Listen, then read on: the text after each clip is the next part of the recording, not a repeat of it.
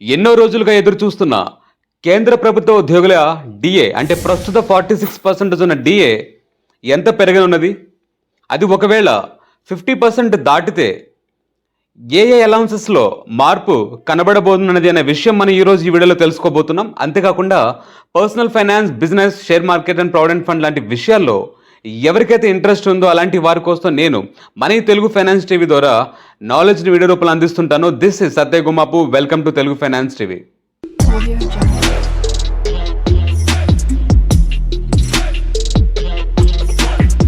Audio Jungle. Central government ఎంప్లాయీస్కి good news. అదేంటంటే ప్రస్తుతం ఉన్న 46% డిఏ పెరిగి 50%గా మారింది.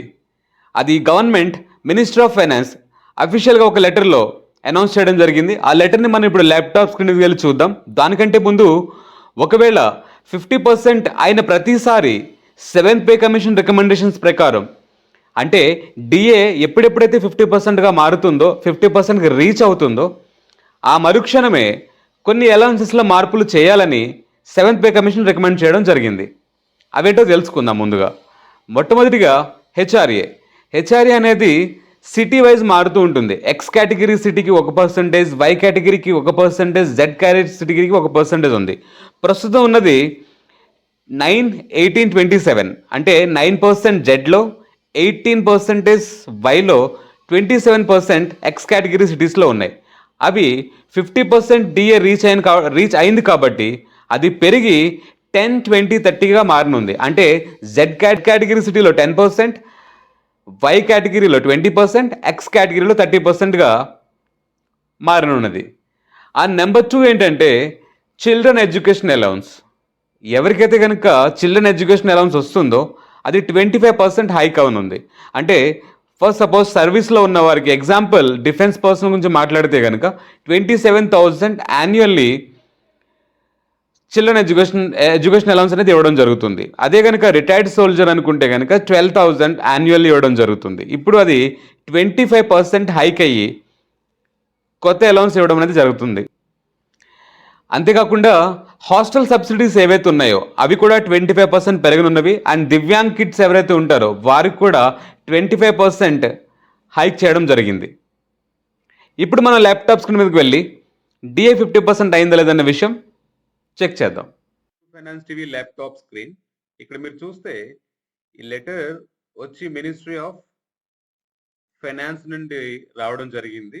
డిపార్ట్మెంట్ ఆఫ్ ఎక్స్పెండిచర్ వారి లెటర్ ఇది. New Delhi 12th March. ఈరోజు డేట్ మీరు చూస్తే కనుక 15th అంటే కరెక్ట్ 3 days బ్యాక్ సైన్ అయిన లెటర్ ఇది. మనం ఎప్పటికప్పుడు ఇలా అప్డేటెడ్ ఇన్ఫర్మేషన్ అందిస్తూ ఉంటాం ఈ ఛానల్ ద్వారా. So don't forget to stay tuned to Telugu finance TV. మన విషయంలోకి వెళ్తే సబ్జెక్ట్ చూడండి, office memorandum, revision of rates of డేర్నెస్ allowance to central government employees effective from 1st Jan 2024. 2024 జనవరి 1 నుంచి రివైజ్ చేయబోయే డిఏ యొక్క విషయంపై లెటర్. దీంట్లో the under signed is directed to refer to this department office memorandum number dated so on the subject mentioned above, and to say that the president is pleased to decide that the rate of dearness allowance payable to central government employees shall be enhanced from 46% to 50% of the basic pay with effect from 1st January 2024. 2024 జనవరి 1 నుంచి తమ basic పేకి 46% ఉన్న డిఏని అదే basic పేకి 50%గా మార్చడం జరిగింది. ఇక్కడ basic pay అని దేనిని పిలవాలి అనేది సెకండ్ పాయింట్ లో చెప్పడం జరిగింది. The term basic pay in the revised pay structure means the pay drawn in the prescribed level in the pay matrix as per the 7th central pay commission recommendations accepted by the government but does not include any others pay like special pay.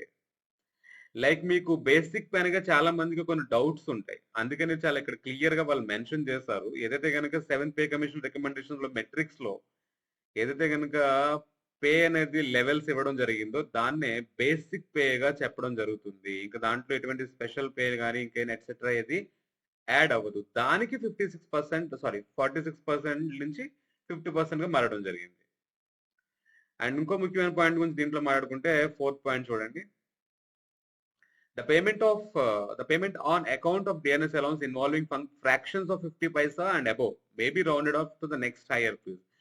ఒకవేళ DA అనేది ఎప్పుడు కూడా ఉదాహరణకి 46.9 అనుకుంటే అది 46.5 కంటే ఎక్కువ ఉంది కాబట్టి 47 అంటే ఇప్పుడు ఉదాహరణకి మనది 50% అయింది. ఇది ఒకవేళ 49.9 ఉన్నా 50 ఇవ్వాలి. ఒకవేళ 49.5 కి బిలో ఉంటే అది 49 లోనే ఆగిపోవాల్సింది. ఆ పాయింట్ ఇక్కడ హైలైట్ చేయడం జరుగుతుంది.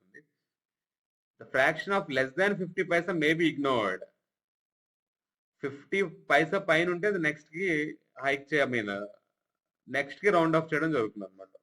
సో ఇవి ఈ లైన్ లో 4-5 పాయింట్స్ ఉన్నాయి, మీరు చదవచ్చు కావాలంటే పాజ్ చేసుకుని. నేను మీకు హోల్డ్ చేస్తున్నాను ఈ వీడియోని.